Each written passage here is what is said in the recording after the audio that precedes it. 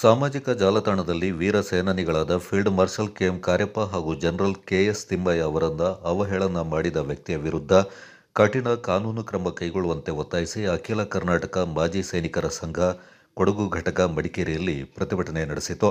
ಜಿಲ್ಲೆಯ ಮಾಜಿ ಸೈನಿಕರು, ಕೊಡವ ಸಮಾಜಗಳ ಪ್ರತಿನಿಧಿಗಳು ಹಾಗೂ ಸದಸ್ಯರು ಫೀಲ್ಡ್ ಮಾರ್ಷಲ್ ಕಾರ್ಯಪ್ಪ ವೃತ್ತದಲ್ಲಿ ಸಮಾವೇಶಗೊಂಡು ವೀರ ಸೇನಾನಿಗೆ ಪುಷ್ಪ ನಮನ ಸಲ್ಲಿಸುವ ಮೂಲಕ ಪ್ರತಿಭಟನೆಗೆ ಚಾಲನೆ ನೀಡಿದರು. ಮಾಜಿ ಸೈನಿಕರ ಸಂಘದ ಜಿಲ್ಲಾಧ್ಯಕ್ಷ ಕೊಟ್ಟುಕತ್ತಿರ ಸೋಮಣ್ಣ ಮಾತನಾಡಿ, ರಾಷ್ಟ್ರದ ಪ್ರಥಮ ಮಹಾದಂಡನಾಯಕ ಫೀಲ್ಡ್ ಮಾರ್ಷಲ್ ಕೆಎಂ ಕಾರ್ಯಪ್ಪ ಹಾಗೂ ಸೈನಿಕರ ಸೇನಾನಿ ಅಂತಲೇ ಖ್ಯಾತರಾದ ಜನರಲ್ ತಿಮ್ಮಯ್ಯ ಅವರಿಗೆ ಸಾಮಾಜಿಕ ಜಾಲತಾಣದಲ್ಲಿ ಮಾಡಿರುವ ಅವಹೇಳನ ಭಾರತೀಯರೆಲ್ಲರಿಗೂ ಮಾಡಿರುವ ಅಪಮಾನವಾಗಿದೆ ಎಂದು ಅಸಮಾಧಾನ ವ್ಯಕ್ತಪಡಿಸಿದರು.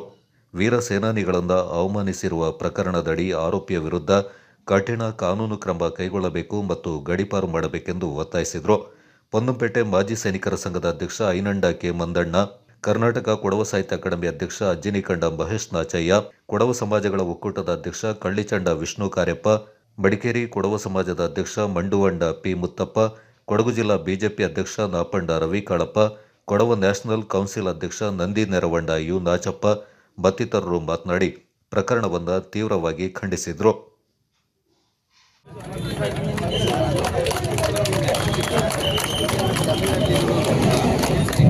ಅಲ್ಲೋಲ ಕಲ್ಲೋಲವನ್ನು ಉಂಟು ಮಾಡತಕ್ಕಂಥ ಅಶಾಂತಿಯ ವಾತಾವರಣವನ್ನು ಸೃಷ್ಟಿಸತಕ್ಕಂಥ ಒಂದು ನಾವು ಇದು ಕೊಡಗು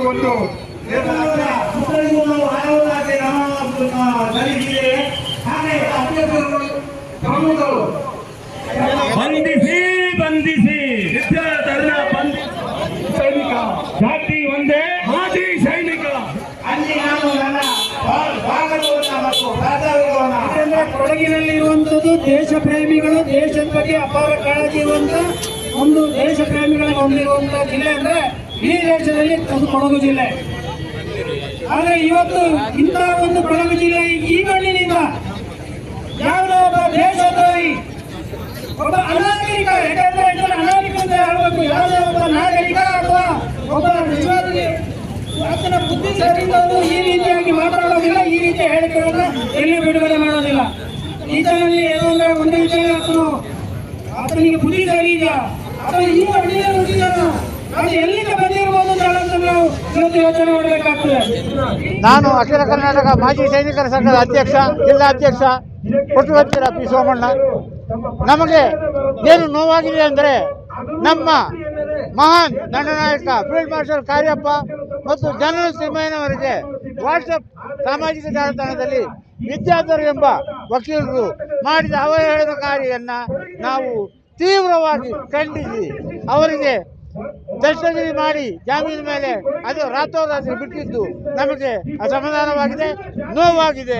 ಅದನ್ನು ಸಹ ನಾವು ತೀವ್ರವಾಗಿ ಖಂಡಿಸಿ ಈಗ ನೀವು ಹಲವು ಸಮಾಜಗಳ ಪ್ರಮುಖರು ಮಾತಾಡಿದ್ದನ್ನು ಕೇಳಿದ ಹಾಗೆ ಅವರಿಗೆ ತೀವ್ರವಾದ ಶಿಕ್ಷೆಯನ್ನು ಪುನಃ ವಿಧಿಸಬೇಕು ಅಂತ ಕೇಳಿಕೊಳ್ತಾ ಅವರಿಗೆ ಗಡೀಪಾರಾಗಬಹುದು ಅಥವಾ ರಾಷ್ಟ್ರದ ಆಂತರಿಕ ತನಿಖಾ ದಳದಿಂದ ತನಿಖೆ ಆಗಬಹುದು. ಏನಾದರೂ ಮಾಡಿ ಅವರಿಗೆ ಕಠಿಣ ಶಿಕ್ಷೆ ವಿಧಿಸಬೇಕು ಅಂತ ನಾನು ಎಲ್ಲ ಸಮಾಜದ ಪರವಾಗಿ ಈ ದೇಶದ ಶಾಂತಿ ಖುಷಿ ಈ ದೇಶದ ಪರ ಚಿಂತನೆ ಮಾಡುವ ದೇಶ ವಿರೋಧಿ ಸಮಾಜ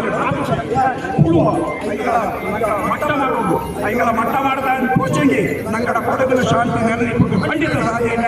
ಈ ನೆಲೆಗಟ್ಟು ಈ ನೆಲೆಗಟ್ಟು